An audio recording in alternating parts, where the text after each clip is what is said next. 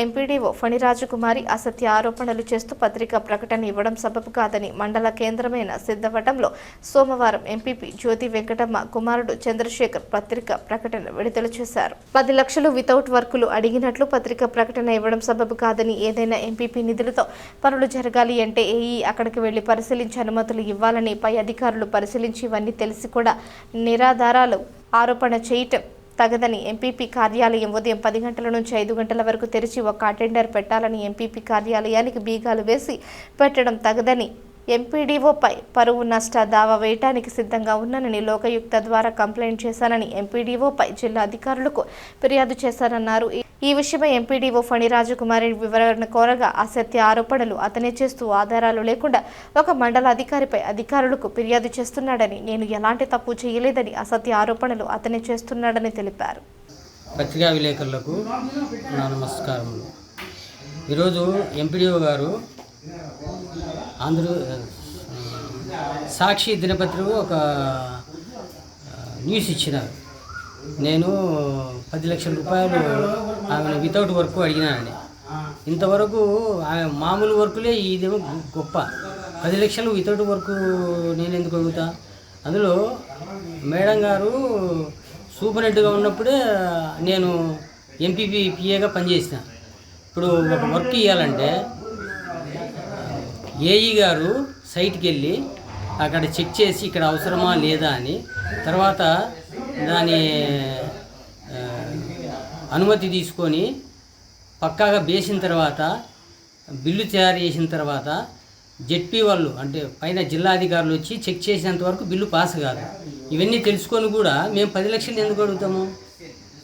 ఈమె ఊరికే నిరాధార ఆరోపణ చేస్తుంది. అంతవరకే తన తప్పును తప్పిపుచ్చుకోవడానికి నా మీద నిందలేస్తుంది. అయినా ఎంపీపీ ఆఫీస్కు రూమ్కు తాళం వేయాల్సిన అధికారం ఈమెకి లేదు. ఉదయము 9 గంటలకు తెరిస్తే 5-5:30 వరకు సాయంత్రం వరకు తెరిచి పెట్టాలి. ఎంపీపీ గారు లేకపోతే ఎంపీపీ ప్రతినిధి కానీ లేదంటే ఒక అటెండర్ను పెట్టి అక్కడ కాయలు పెట్టాలి. ఏమైంది, ఎవరన్నా వస్తున్నారా, ఎంపీటీసీలు ఎవరన్నా వస్తున్నారా, సర్పంచులు వస్తున్నారా, లేదా ప్రజలు వస్తున్నారా అనే దానికి పెట్టాలి.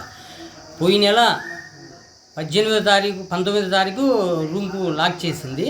ఈ పొద్దు రూమ్కు తాళం తెరిచింది. ఇన్ని రోజులు బేడం ఈరోజు ఎందుకు తెరిచిపెట్టింది ఆమె?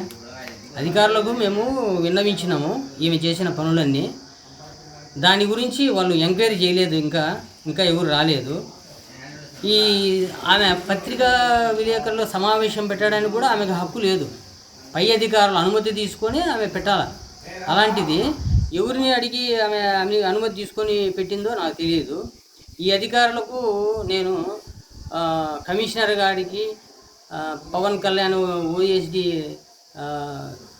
ఐఏఎస్ ఆఫీసరు వారికి ప్లస్ కలెక్టర్ గారికి, జెడ్పీ సిఇఓ గారికి, నేను ప్రతి ఒక్కరికి ఈమె చేసిన అవినీతి గురించి వాళ్ళకు తెలియజేశాను. శుక్రవారం చేసిన, శనివారము విజయవాడలో పోయి అక్కడ కూడా కంప్లైంట్ చేసి వచ్చిన. ఇంతవరకు అధికారుల నుంచి ఎలాంటి సమాచారం లేదు. అంటే ఏమో నాకు తెలియదు దాని గురించి. అందుకే ఈరోజు లోకాయుక్తలో కర్నూలులో ఆమె మీద మళ్ళీ కంప్లైంట్ చేశాము. నేను 10 లక్షలు తీసుకున్నానని, 10 లక్షలకు వితౌట్ వర్క్ కావాలని నేను అడిగినట్లు ఆమె నాకు నిరూపించాలి. లేని పక్షంలో ఆమె మీద నేను పరువు నష్ట దావా వేస్తా. ఇది ఆమెకే కాదు, నా మీద 20% కమిషన్ తీసుకున్నానని వేరే వాళ్ళు కూడా మాట్లాడినారు. నేను ఆ పొద్దు అది సర్వసభ్య సమావేశము క్యాన్సిల్ కావడానికి, రద్దు కావడానికి కారణము ఎంపీడీఓ అని ఒక్క మాట చెప్పిన దానికి రూమ్కి తాళం వేశారు. అంతే. ఆ ఎంపీటీసీలు అందరికీ గౌరవం ఇవ్వలేదని మాట్లాడి మీకోసం నేను మాట్లాడితే మీరు నా మీద, ఎంపీటీసీలు నా మీద ప్రెస్ మీట్ పెట్టడము, నేను మీకు ఏదో 20% తీసుకున్నాను నిరూపించండి.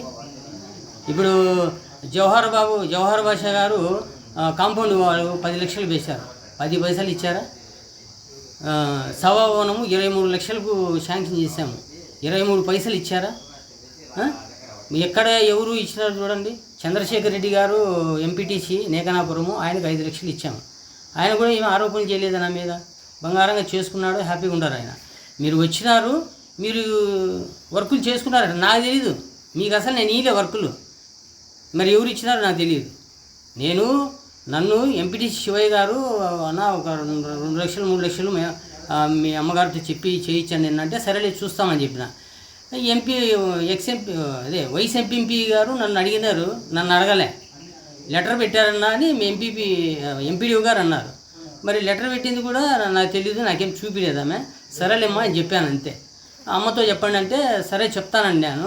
మరి ఇప్పుడు చూస్తే వాళ్ళు ఏదో వర్కులు కూడా చేసుకున్నారంట.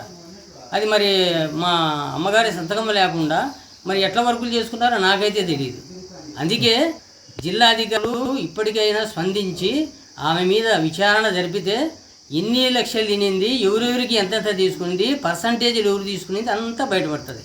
20% తీసుకునేది నేను కాదు, వాళ్ళు పొరపాటు పడినట్టు ఉండరు. ఎంపీపీ కాదు, ఎంపీడీఓ అచ్చు తప్పు. అది గుర్తుపెట్టి నేను తీసుకోలే. మీ ముఖాలే నాకు తెలియదు. మీరు వస్తారు, ఆయన వైస్ ఎంపీపీ ఎప్పుడన్నా మీటింగ్లో తప్పే మిగతా ఎప్పుడు కనిపించింది లేదు.